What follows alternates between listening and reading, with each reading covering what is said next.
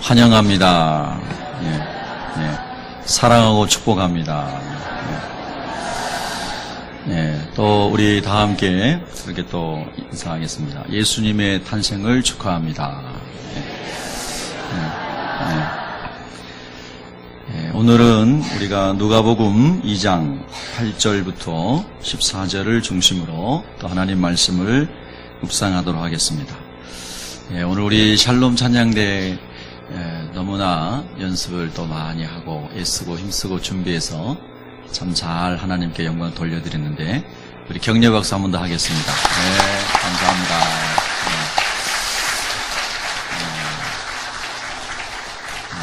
오늘 아침에도 8시, 또 8시 전에 7시 반 이렇게 오셔서 연습을 하시더라고요.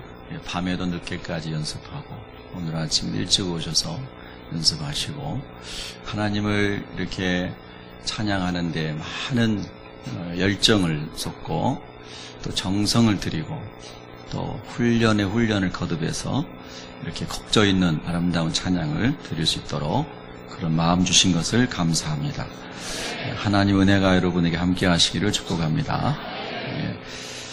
오늘 우리가 누가복음을 보면요, 예수 그리스도께서 이 세상에 오셨을 때에 그 사건을 기록을 하고 있습니다. 마태복음서에서도 기록하고 있고 또 누가복음서에서도 좀 자세하게 기록을 하고 있습니다.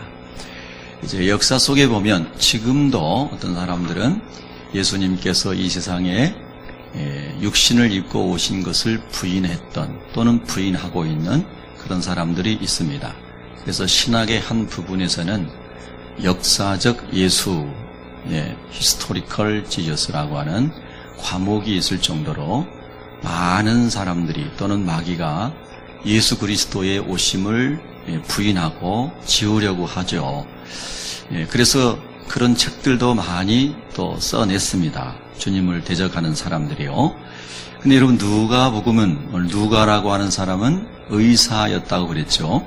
지성인이고 합리적인 생각을 가지고 있고 그래서 지금까지 있었던 예수님에 관한 일을 자세히 미루어 살펴본 나는 데오빌로 각하에게 이 편지를 씁니다. 이렇게 객관적인 상황을 잘 설명하면서 이 편지를 쓰고 있습니다.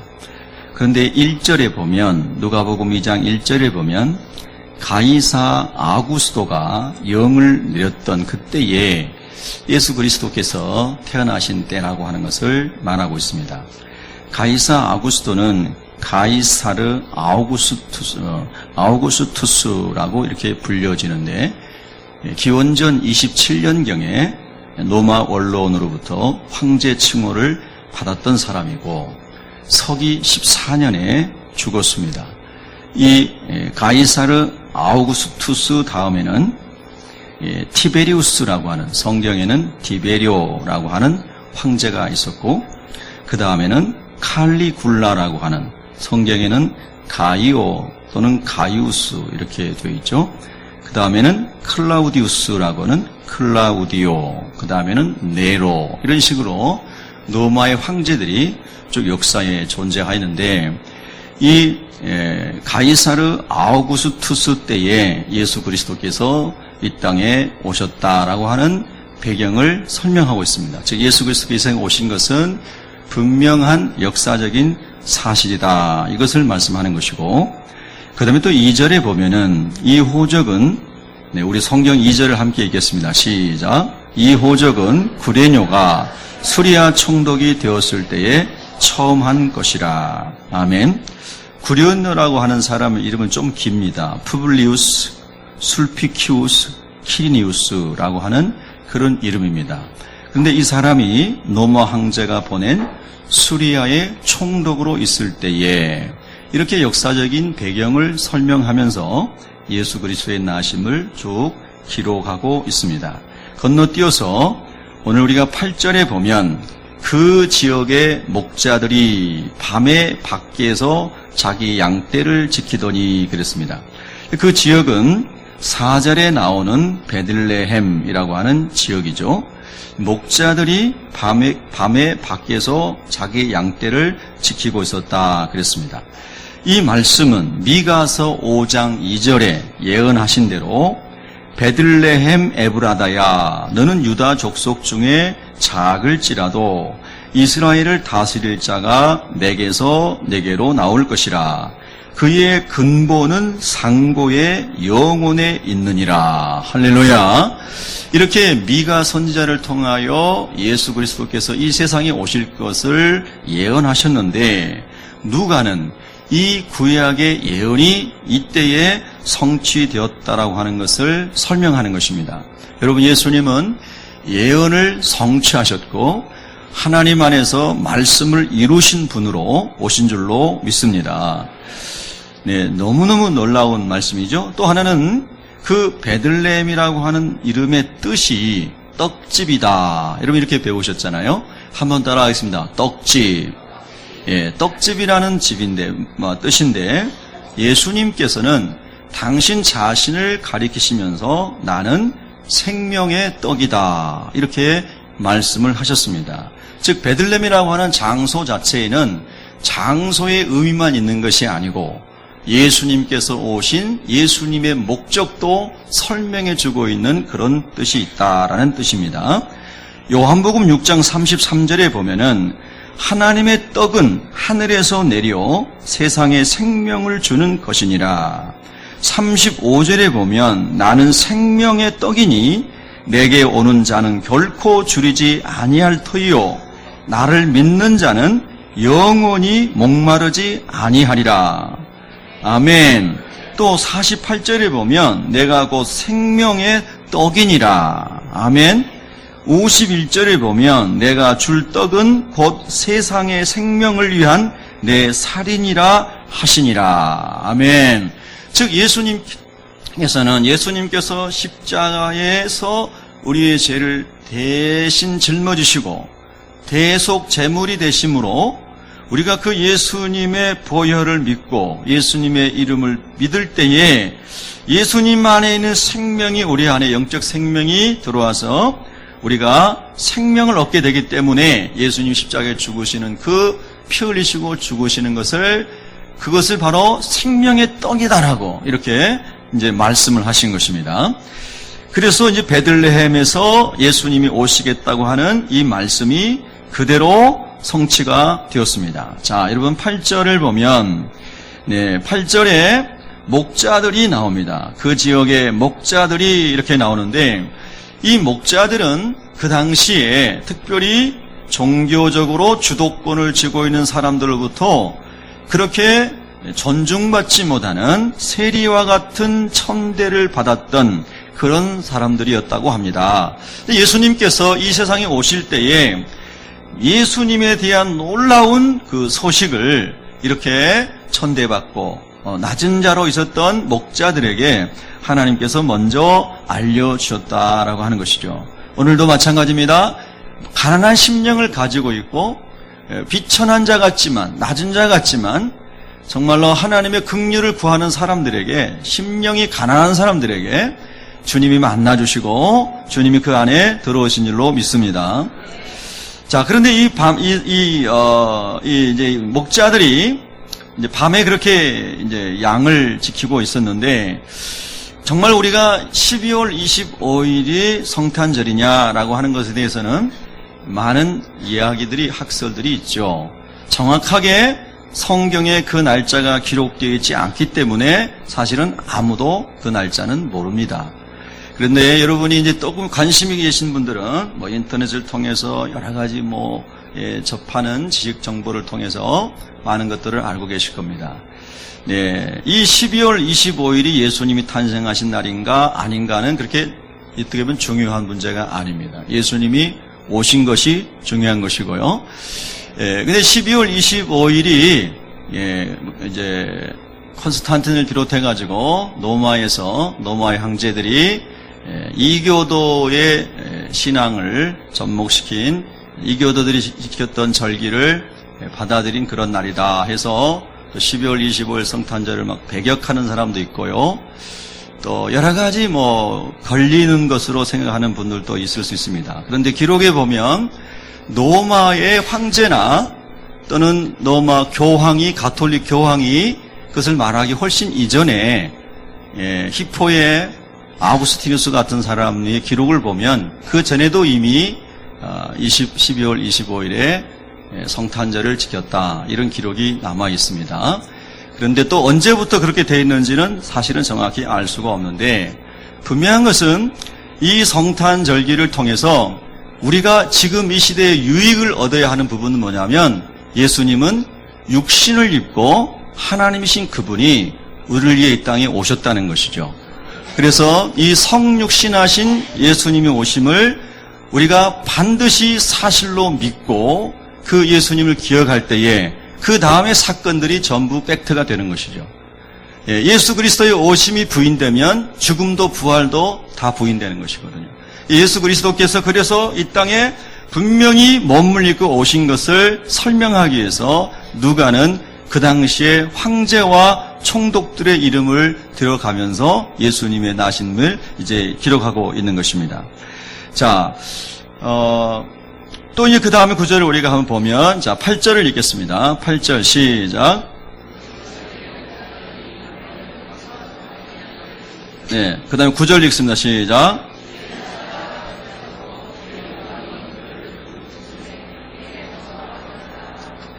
네, 주의 사자가 곁에 서고 주의 영광이 그들을 두루 비침에 크게 무서워하였다 그랬습니다. 자, 이 구절을 묵상하기 전에 아까 8절에서 하나만 더 말씀드리겠습니다. 우리가 이 예수님 오신 날을 한문으로 성탄이라고 하고 그걸 지키는 날을 성탄절 이렇게 얘기합니다. 근데 영어권에서는 크리스마스 이렇게 얘기하죠. 또 크리스마스라고 하는 용어를 통해서도 또 걸림이 되는 사람들도 있고 여러 가지 이견이 있습니다. 제가 이렇게 일단은 설명을 드리겠습니다.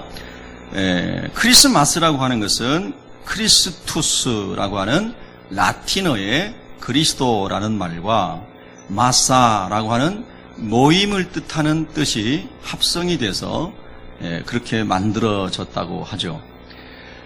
이 크리스투스라고 하는 라틴어는 헬라식으로 표현하면 크리스토스가 됩니다. 뒤에 U가 O로 바뀌는 거죠. 그래서 흔히 엑스마스라고 쓸 때도 X는 여러 가지 또 설들이 있지만 헬라어의 크리스토스의 첫 번째 음가를, 철자를 얘기하는 거죠. 어쨌든 이렇게 크리스마스라고 하는 단어 자체도 라틴어에서 온 건데 라틴어 자체가 마귀적인 것은 아닙니다. 그런데 로마 가톨릭에서는 그것을 번역을 할 때 제사라고 하는 의미로 주로 이제 쓰죠. 미사라고 하는 말이 한국말이 아니고 라틴어를 그대로 한국 음가로 쓰는 겁니다. 그래서 이제 그것을 그들은 이제 제사라는 용어로 이렇게 많이 번역을 하지만 기독교에서는 그리스도의 탄생을 축하하는 모임으로 번역을 해왔습니다. 그러니까 그런 부분도 우리가 좀 이제 참고로 이렇게 했으면 좋겠다는 생각이 들고, 기독교 역사 속에서 오는 많은 오해와 또는 혼합과 이런 부분들에 대해서 우리가 분명히 알아야 할 것은 뭐냐면 어느 단어 자체가 마귀적인 것이 아니고 또 어떤 그 자체가 아니라 예수님께서 우리에게 말씀하시고자 하는 것들, 성경이 우리에게 말씀하시고자 하는 것들, 이런 본질적인 것들을 우리가 더 잘 보고 그리고 유익하게 받아들일 수 있는 것은 또 받아들이고 그렇지 않는 것은 사용하지 않고 이렇게 하는 것이 좋으리라고 생각합니다. 여러분은 크리스마스라고 하는 용어를 쓰실 때 캐톨릭적인 그런 의미가 아니라 예수 그리스도의 탄생을 축하하는 모임의 의미로 사용하면 되겠습니다. 네, 그런데 굳이 외래어를 쓰는 것보다 가능하면 성탄절 이렇게 쓰는 것도 좋을 것 같습니다. 예, 그래서 제가 아까 그렇게 인사를 했어요. 옆 사람과 한번 다시 인사하겠습니다. 성탄절을 기뻐합니다. 예. 예수님 오심을 기뻐하는 그 본래적인 의미를 우리가 좀 설명했으면 좋겠습니다. 제가 참고로 여러분에게 이런 말씀을 이제 드리고, 그 다음에 이제 9절에 가서 주의 사자가 곁에 섰습니다. 여러분 이제 말씀을 잘 주목하시기 바랍니다. 주의 사자는 천사인데 하나님의 말씀을 전하는 헤럴드, 전령의 의미를 가지고 있었기 때문에 사자, 전달자라고 하는 뜻으로 주의 사자라고 썼습니다. 그래서 주의 사자가 곁에 서고 주님의 영광이 그 목자들을 둘러서 비췄다라고 하는 겁니다. 여러분께서 예수님을 믿으신 다음에 예수님을 또 만나셨을 때 이런 엄청난 하나님의 현현, 하나님의 임재를 경험하여 보셨습니까? 우리에게 정말 중요한 것은 내가 예수 그리스도를 만났을 때에 아니 정말 예수 그리스도를 만났는가 하는 것입니다. 인격적으로 정말 주님을 만났고 그 주님의 영광과 거룩함을 경험했을 때 정말 내가 죄인인 것을 깊이 깨닫고 하나님 앞에서 무너져 봤는가 하는 것이죠. 오늘도 우리 예배가 진정한 예배가 되기 위해서는 그 하나님의 현현, 하나님의 임재 앞에서 하나님의 영광 앞에서 우리의 추하고 악한 모습이 다 드러나서 꼬꾸라지고 주님 앞에 항복하고 예수 이름을 의지하고 예수님 보혈을 의지하는 것이 예배의 본질로 들어가는 것이죠. 여러분 그 주님은 오늘 또 만나시기를 축원합니다. 예. 지나간 과거에 예수님 오신 날 자체를 기념하는 것이 아니고 그 몸을 입고 오신 구주 예수 그리스도 그분이 오늘 우리 안에 계셔서 우리의 생명이 되시고 우리의 구원자가 되시고 우리의 능력이 되시는 그분을 우리가 지금 경험하는 것이 중요합니다. 그분을 오늘 우리가 높여드리는 것이 중요하다는 겁니다. 할렐루야. 그래서 목자들이 그 예수님에 관한 천사들의 메시지를 들었을 때에 너무너무 놀라워서 너무너무 거룩한 두려움 속에 사로잡혀서 두려워하고 크게 무서워했다는 것입니다. 오늘날 우리 예수 믿는 저와 여러분이 변질될 수 있다면, 타락할 수 있다면 그 이유가 뭐냐 하면요, 이 거룩하고 영광스러운 하나님을 우리의 신앙 속에서 만나지 못하기 때문입니다. 아니 신앙생활이 아니라 예배를 드리는 순간에도 그 거룩하시고 영광스러운 주님을 우리가 만나지 못하면 우리가 절대 변화될 수가 없는 것이죠. 예, 그냥 우리가 드리는 예배는 종교 행위일 뿐입니다. 예배를 드리고 지나가고 설교를 아무리 잘한다 할지라도 설교자 자신이 이 하나님의 말씀 속에서 하나님의 거룩하심과 하나님의 임재를 성령으로 경험하지 못하면 여전히 그는 강단을 내려가도 또 옛사람하고 똑같습니다. 찬양도 마찬가지입니다. 우리가 누군가를 자녀들을 가르치는 교회학교 교사도 마찬가지입니다. 우리는 모든 순간 속에서 마치 목자들이 경험했던 하나님의 영광, 천사들이 임하여서 하나님을 찬양할 때 느꼈던 크고 놀라운 두려움, 이런 하나님의 은혜를 이 시간도 여러분이 갈망하시기 바랍니다. 그래서 하나님 앞에서 거룩함을 경험하고 내가 꼬꾸라지는 은혜를 구하시기를 축복합니다. 아멘. 그래서 주의 사자가 곁에 서서 주님의 영광이 그들을 두루 비추니 그들이 크게 무서워하였습니다. 저는 오늘 또 그렇게 기도합니다. 하나님, 우리가 예배자로 여기 있습니다. 거룩하신 성령이 이곳에 임하여 주시옵소서. 우리 각 사람 가운데 임하여서 거룩한 두려움을 느끼게 하여 주시옵소서. 하나님의 경외로움을 느끼게 하여 주시옵소서. 그래서 우리 가슴이, 우리의 속사람이 떨리게 하여 주시옵시고, 죄 가운데 있었던 사람들이 회개가 터져 나오게 하여 주시옵시고, 악함과 분노와 세상적인 탐욕에 사로잡히는 사람들이 오늘 그것으로부터 다 해방되게 하여 주시옵소서. 예, 하나님의 임재와 영광이 있는 예배가 되게 하여 주시옵소서. 할렐루야. 그것을 우리가 예배 드릴 때마다 하나님께 구해야 됩니다. 우리는 우리의 의가 없기 때문에, 우리의 의가 아예 없기 때문에 도저히 우리 자신으로는 하나님 앞에 나설 수가 없는 사람들입니다. 우리는 오직 예수 그리스도의 보혈로만 오늘 주님 앞에 서 있는 줄로 믿습니다. 여러분, 주님의 거룩하심을 갈망하십시오. 예. 그런 엄청난 은혜를 예루살렘에 있었던 많은 지도자들이 그런 은혜를 먼저 받은 것이 아니라 그 예루살렘에 있는 종교 지도자들에 의해서 천대를 받았던 목자들에게 주님이 그 영광을 먼저 보여주신 것입니다. 오늘 또 가난한 심령들에게 주님이 그 은혜 주실 줄로 믿습니다. 자, 여러분 10절을 읽겠습니다. 10절 시작. 천사가 이르되 무서워하지 말라. 보라, 내가 온 백성에게 미칠 큰 기쁨의 좋은 소식을 너희에게 전하노라. 아멘. 이 낮고 천한 사람들에게 임하였던 이 엄청난 크고 놀라운 예수 그리스도 주님에 대한 이 복음이, 기쁜 소식이 너희로부터 시작해서 온 백성에게 미치게 될 것이다. 이렇게 말씀하셨는데 2000년 지난 오늘 우리에게 이 복음이, 이 엄청난 큰 기쁨의 소식이, 아니 저 자신에게, 여러분에게 임하였습니까? 임하신 분은 아멘. 할렐루야! 우리가 세상을 보고 환경을 보면 큰 기쁨이 없는 많은 뉴스들은 배드 뉴스, 우리를 힘들게 하는 소식들, 그런 것들이지만 예수 그리스도 주님을 모신 우리 믿은 자들의 가슴 속에서는 여전히 예수님 때문에 큰 기쁨이 있어서 할렐루야! 하나님을 찬양하고 기뻐할 수 있으십니까? 여러분에게 그런 마음이 있으십니까? 예. 그렇다면 그 목자들이 경험했던 큰 기쁨의 좋은 소식을 오늘 여러분에게도 이렇게 전파된 줄로 믿습니다. 그 소식이 전파된 줄로 믿습니다. 뿐만 아니라 아직 그 소식을 접하지 못한 저 열방의 저 땅 끝에 저 프론티어의 변방에 있는 모든 미존도 종족들에게도 오늘 또 이 소식이 전해질 수 있기를 축복합니다. 그 복음을 들고 나간 많은 선교사님들에게 지금 이 시간도 주님이 역사하시기를 축복합니다. 이것이 주님 오신 날 주님이 가장 기뻐하시는 일이 아니겠습니까? 할렐루야. 예, 그렇습니다. 내가 온 백성에게 미칠, 모든 민족에게, 모든 족속에게 미칠 큰 기쁨의 소식을, 좋은 소식을 너희에게 전하노라. 여러분, 그래서 우리가 성탄절에 주님께 기쁨을 드릴 수 있는 가장 큰 놀라운 은혜가 뭐냐면요, 이 예수가 그리스도이심을 다른 사람에게 전하는 것입니다. 아멘. 여러분, 옆 사람에게 한번 축복하겠습니다. 예수님을 전하십시다.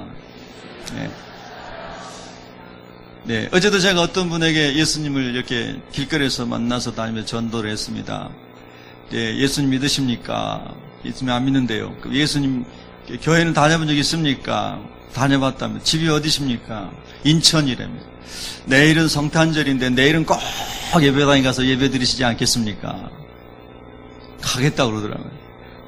자기 주변에 있는, 인천에 있는 교회 가서 그 예배를 꼭 드리십시오. 예수님이 구주십니다. 여러분, 우리는 한마디라 할지라도 주님의 마음을 가지고 예수님이 그리스도이심을 증거하는, 큰 기쁨의 좋은 소식을 증거하는, 그것을 하나님이 성탄절에 제일 기뻐하시는 거죠. 아멘. 예. 그 큰 기쁨의 좋은 소식이 목자들에게 먼저 전해졌습니다. 자, 그 다음에 또 보겠습니다. 11절 봅니다. 11절 시작.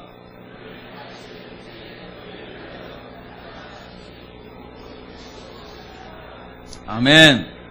자, 여러분, 그 당시에 사람들에게 구주, 소테르라고 하는, 구주라고 하는 말은 그들이 섬기는 많은 신들에게도 구주다. 우리가 어려운 일 당하고 힘든 일 당할 때 우리가 섬기는 이 우상신이 우리를 건져준다. 그래서 구주라고도 불렀습니다.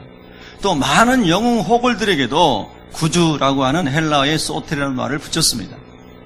그리고 더 나아가서 아우구스티누스 같은 황제에게 이 황제가 우리의 구주다라고 부르게 하였죠. 잘 아시는 것처럼 팍스 로마나, 황제가 가지고 있는 권세와 힘을 가지고 로마가 가지고 있는 힘과 권세를 가지고 이 세상에 평화를 주겠다. 그래서 로마의 황제가 곧 평화를 가져다주는 구주다라고 호칭하게 하였죠.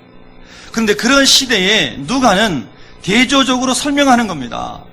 황제가 구주가 아니고, 그들이 믿는 많은 우상 신들이 구주가 아니고, 영웅 호걸들이 구주가 아니고, 구주는 예수 그리스도 그분만이 구주시다. 이렇게 말하고 있는 거죠.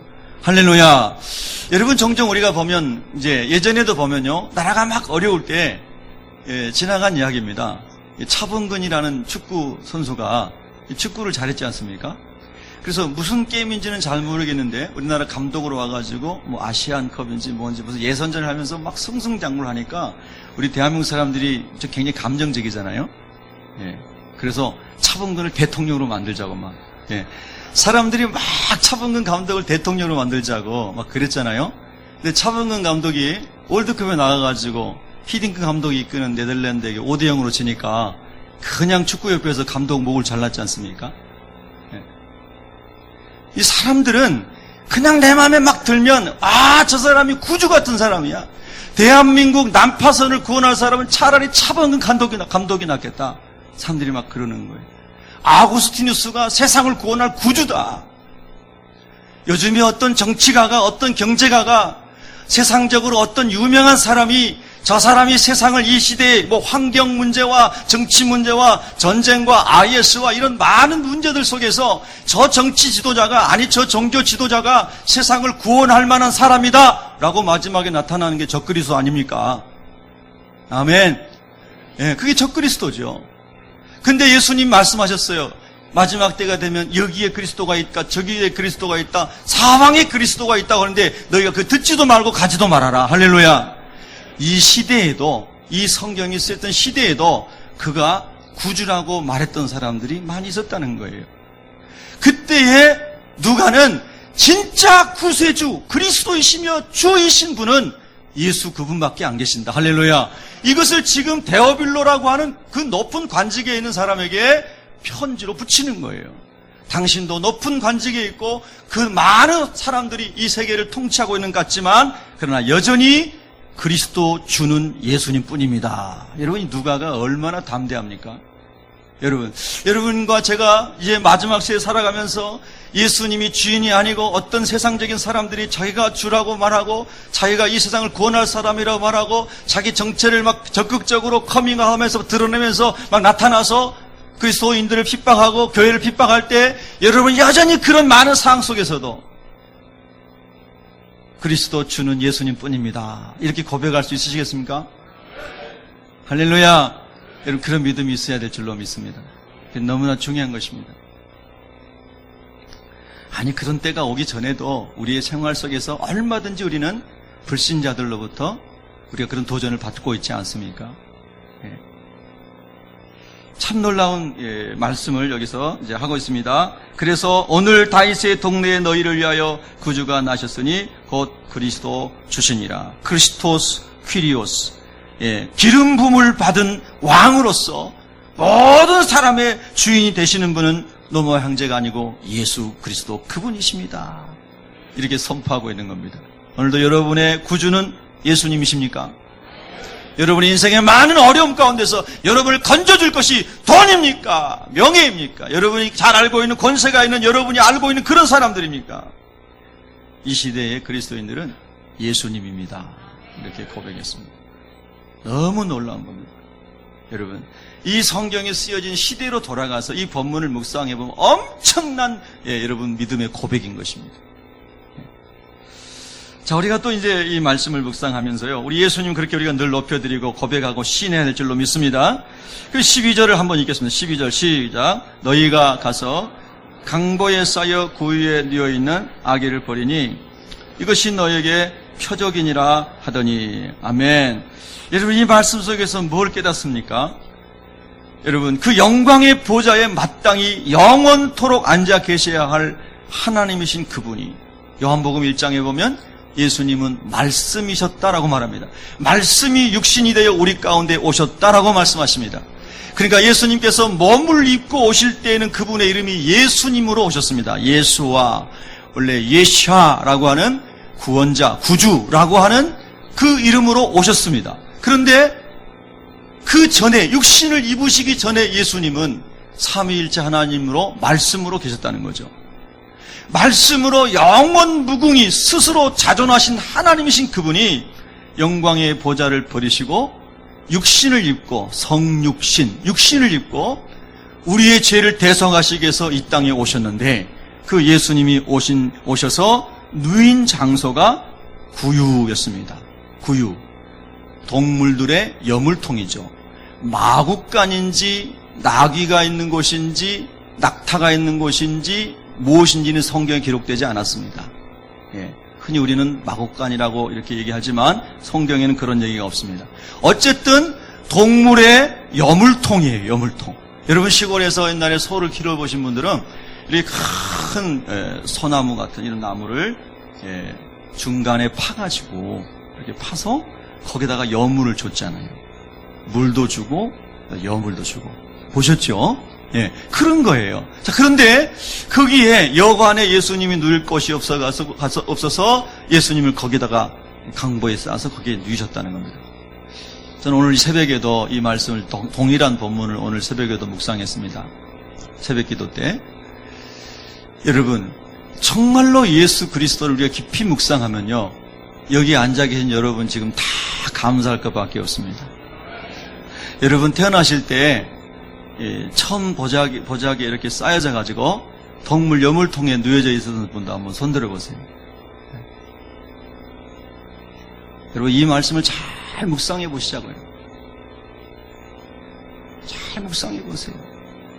하나님이신 그분이 천사장의 천군 천사들의 영광스러운 찬송 속에서 영원히 서로 화답하는 영광스러운 그런 찬송 속에 거하셔야만 하는 그 존귀와 영광과 능력과 권세와 모든 것을 받으시기에 합당하신 그분이 그것을 다 버리시고 하늘 번체를 버리시고 사람의 몸을 입고 이 세상에 오셔서 동물의 여물통에 예수님이 거기 계시는 거예요.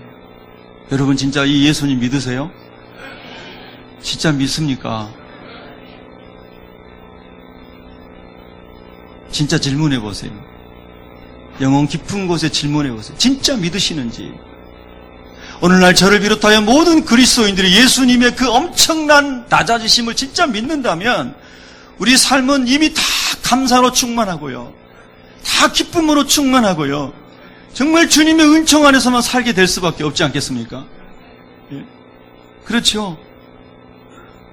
여러분이 아무리 어려움의 때를 지났다 하실지라도 여러분이나 여러분의 며느리나 여러분의 딸들이 시집가고 결혼해서 애를 낳는데 애가 여물통에서 뉘어본 적은 없죠? 그렇잖아요? 여러분 성경을 사실적으로 묵상해 보면요. 우리 인생의 모든 수고와 무거운 짐은 다 풀어지는 겁니다. 제가 오늘 새벽에도 그런 말씀 드렸는데 저희 둘째 형수님이 이제 둘째가 낳으실 때 제가 그 옆에 있었습니다. 어머님이 금요일날 밤에 구역예배 드리러 가셨습니다. 그리고 구역예배 드리러 어디로 가신지는 제가 이제 알고 있었는데 저녁이 돼서 형수님이 이제 아이를 출산하려고 그러십니다. 시골에 산파도 없고 병원도 없고 그래서 막 어머니한테 이제 가가지고 엄마 지금 형수님 아기 낳으려고 그래요. 빨리 오세요. 그래서 구역예배 드리던 어머니 막 끌고 집에 이제 모시고 왔습니다. 그래 이제 방에서 솜잎을 옛날엔 다 솜잎을 있었잖아요. 솜잎을 이렇게 두르고 앉아서 애를 낳으셨어요.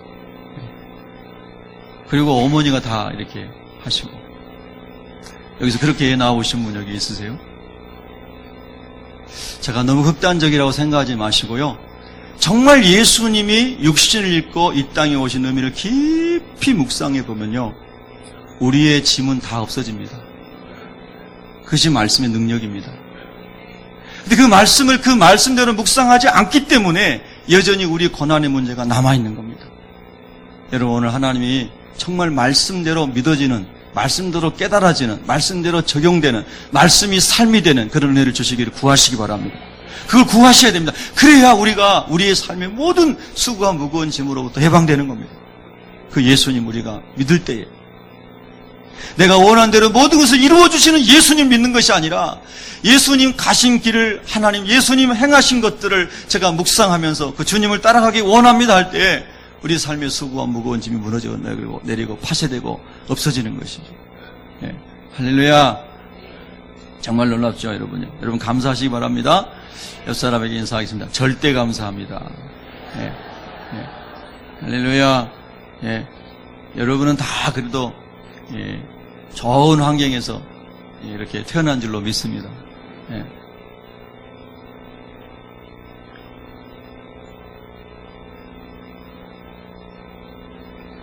(13절을) 읽겠습니다. 13절 시작. 허련히 수많은 천군이 그 천사들과 함께 하나님을 찬송하이르되 14절 지극히 높은 곳에서는 하나님께 영광이요 땅에서는 하나님이 기뻐하신 사람들 중에 평화로다 하니라. 아멘.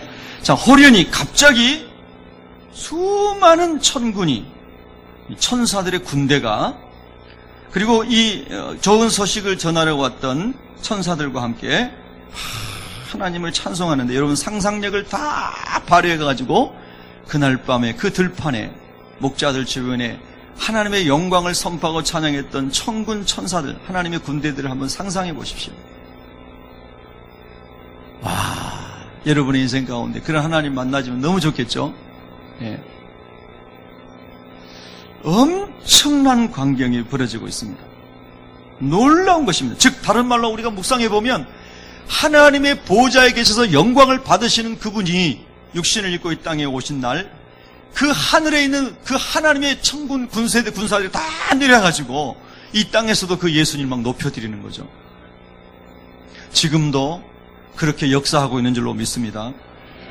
그렇게 막 찬송을 하는데 14절에 지극히 높은 곳, 즉 하늘 보좌에서는 하나님께 영광이요, 아버지 하나님께 영광이요, 땅에서는 하나님이 기뻐하신 사람들 중에 평화로다 그랬는데, 하나님이 기뻐하신 사람들이 무슨 뜻일까? 하나님 기뻐하신 사람들, 그 원어로 다르게 이게 번역을 하면 하나님의 호의나 뜻을 받은 사람들, 이렇게 번역할 수 있다고 합니다. 즉 예수 그리스도를 마음의 구주로 받아들인 사람들, 그래서 하나님의 기쁨을 얻은 사람들, 이런 사람들에게는 엄청난 평화가 밀려오게 됐다라고 하는 것이죠. 오늘도 마찬가지입니다. 이 예수님을 내가 내 마음의 구주로 모셔드리고 만나고 그분과 함께 거하는 사람들은, 진짜 그 예수님 만난 사람들은 정말로 하나님 주시는 한량없는 평화가 누려지게 될 줄로 믿습니다. 여러분 누리시기를 축원합니다. 네, 억지로가 아니고 교리적으로가 아니고 강요가 아니고 정말 그 예수님의 평화, 예수님 만남 가운데서 오는 그 평화를 누릴 수 있기를 축복합니다. 그 평화라는 말이 에이레네, 우리 에이레네 중창단 이름처럼 에이레네, 또 샬롬, 히브리어로는 샬롬이라고 합니다.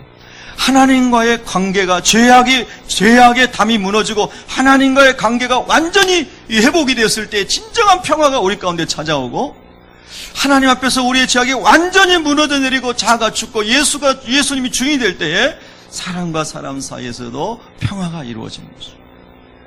여러분 정말 그렇게 되기를 원하십니까? 하나님과 먼저 예수님 안에서 화목하시고 사랑과 화목하시고, 그리고 모든 또 하나님이 만드신 피조물들과 화목하기를 하나님이 원하시는 것이죠. 이렇게 예수님께서 하나님 아버지의 삼위일체 하나님의 협력 사역 가운데 하나님 말씀 순종하시고 이 땅 가운데 육신을 입고 오신 바로 그것이, 즉 하나님의 말씀에 순종해서 하늘 보좌를 버리고 그 위에 오신 그분이 하나님 위에서 하늘에서는 어떻게 보였어요? 하나님께 엄청난 영광이 되었다고 하는 것입니다. 오늘 우리가 이 말씀을 우리가 적용해 보면요, 오늘도 우리는 구유에 누워질 수 있는, 구유에 누일 수 있는 마음이 있는가 하는 것입니다. 우리가 살아가는 삶의 현장에서, 가정에서, 어디서든지 나는 기꺼이 호텔이 아니라, 1급 호텔이 아니라, 특급 호텔이 아니라 구유에 누울 수도 있는 사람인가? 여러분, 우리가 주님의 영광을 위해서, 아버지의 뜻을 이루기 위해서 그렇게도 할 수 있는 사람인가? 라고 했을 때, 예수님처럼 거기에 있을 때 하나님께서는 하늘에서 영광을 받으신다는 것입니다. 그리고 바로 그 사람들 때문에 그 주변에서는 평화가 넘쳐나게 된다는 것이죠. 얼마나 놀라운 말씀입니까? 세상 모두 사랑 없다고 말합니다. 오늘 우리는 예수님의 이 오심을 깊이 마음으로 다시 새기면서 이 세대 가운데서 그리스도의 평화를, 그리스도의 사랑을 전할 수 있는 도구가 되기를 한번 다시 결단할 수 있기를 원합니다. 자, 그런데 이제 제가 마무리하려고 합니다. 이렇게 오셨던 예수님은 이제 다시 오십니다. 예수님은 다시 오십니다. 데살로니가전서 4장 16절 18절에 보면 이렇게 설명합니다. 주께서 호령과 천사장의 소리와 하나님의 나팔 소리로 친히 하늘로부터 강림하시리니, 여기서도 보면 호령과 천사장의 소리와 하나님의 나팔 소리로, 예수님 이 세상에 초림하실 때에도 들판에서 그렇게 천군 천사들이 와서 하나님을 영화롭게 했습니다. 근데 예수님이 다시 오시는 그날에는 더 엄청난 영광 가운데 예수님이 우리에게 오신다는 말씀입니다. 여러분 그날을 소망하십니까? 그리스도 안에서 죽은 자들이 먼저 일어나고 그 후에 우리 살아남은 자들도 그들과 함께 구름 속으로 끌어올려 공중에서 주를 영접하게 하시리니, 그리하여 우리가 항상 주와 함께 있으리라. 그러므로 이러한 말로 서로 위로하라. 그리스도인에게 가장 놀라운 위로는 주님이 다시 오시는 것입니다. 그래서 우리가 주님의 그 영광스러운 잔치에 천군 천사들의 나팔 소리와 함께 엄청나게 벌어질 그 영광스러운 축제에 저와 여러분이 참여하는 것입니다. 그것이 우리에게 믿어진다면 이 세상을 살아가는 모든 삶의 여정 속에서 우리는 위로를 받게 되는 것이고 소망을 가지게 되는 것이고 승리하게 되는 하나님의 사람들이 될 줄로 믿습니다. 너무너무 영광스러운 날이 다가오고 있습니다. 천사장의 나팔소리와 함께 주님이 오실 날이 다가오고 있습니다. 요한계시록 5장 9절부터 14절에 보면은 그들이 새 노래를 불러 이르되 두루마리를 가지시고 그 인봉을 떼기 합당하시도다. 일찍이 죽임을 당하사 각 족속과 방언과 백성과 나라 가운데에서 사람들을 피로 사서 하나님께 드리시고 그들로 우리 하나님 앞에서 나라와 제사장들을 삼으셨으니 그들이 땅에서 왕노로 타리로다 하더라. 내가 또 보고 들음에 보좌와 생문들과 장로들을 둘러선 많은 천사의 음성이 있으니 그 수가 만만이요 천천이라. 할렐루야.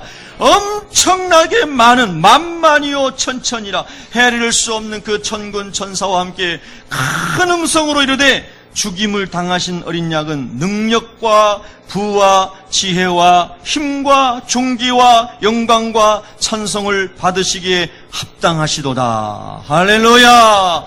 이분이 우리가 믿는 예수인 줄로 믿습니다. 그분이 그리스도 주이심을 믿습니다. 우리의 주인이심을 고백합니다. 우리의 주님이심을 높여드립니다. 우리의 주님이심을 찬양합니다. 할렐루야. 이분은 다시 오실 것입니다.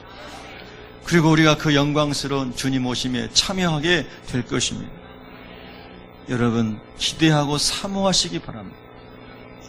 모든 피조물이 이르되 보좌에 앉으신 이와 어린 양에게 찬송과 존귀와 영광과 권능을 세세토록 돌릴지어다 하니 아멘 하고 장로들은 엎드려 경배하더라.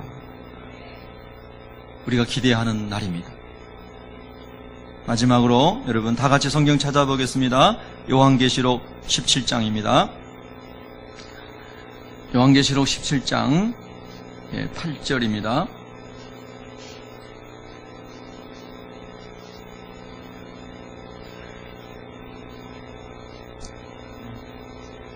요한계시록 17장이 1장. 요한계시록 1장. 죄송합니다. 요한계시록 1장 7절, 8절 두 절을 읽겠습니다. 요한계시록 1장 7절, 8절 시작. 볼지어다 그가 구름을 타고 오시리라. 각 사람의 눈이 그를 보겠고 그를 찌른 자들도 볼 것이요 땅에 있는 모든 족속이 그로 말미암아 애곡하리니 그러하리라. 아멘. 주 하나님이 이르시되 나는 알파와 오메가라. 이제도 있고 전에도 있었고 장차 올 자요 전능한 자라 하시더라. 아멘. 예수님이 철임하실 때는 모든 사람이 복에 오신 게 아닙니다. 근데 예수님이 다시 오실 때에는 모든 사람이 다 볼 수 있도록 오십니다. 그를 찌른 자들도 볼 것이라고 했습니다. 여러분 그날이 기대되지 않습니까? 할렐루야. 우리가 살아있는 동안에 주님이 오신다면 우리가 그 영광을 이 땅에서도 보게 될 것입니다. 다 그날에 주님의 혼인잔치에 참여하는 우리 모두가 되시기를 예수님의 이름으로 축원합니다. 기도하겠습니다.